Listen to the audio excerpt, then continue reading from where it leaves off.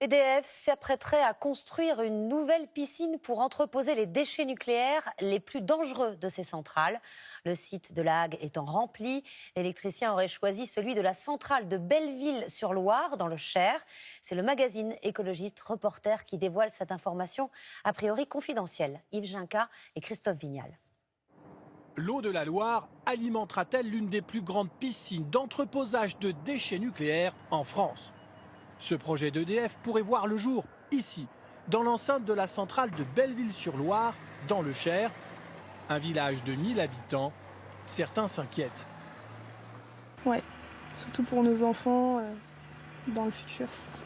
Ils nous écouteront pas d'une manière ou d'une autre. Mais vous, ça vous inquiète pas? Non. Pourquoi ce projet ? Parce que les piscines de stockage de La Hague sont presque pleines, comme celles des autres centrales.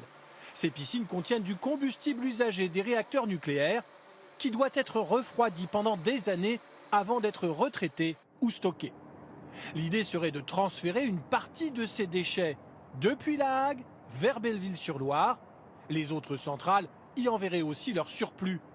Un projet potentiellement dangereux selon cet expert indépendant. Si les choses se passent mal et si la piscine perd son eau et qu'on n'arrive plus à refroidir le combustible, alors le risque de relâchement de radioactivité plus grand encore que ceux d'un accident majeur de réacteur est réel.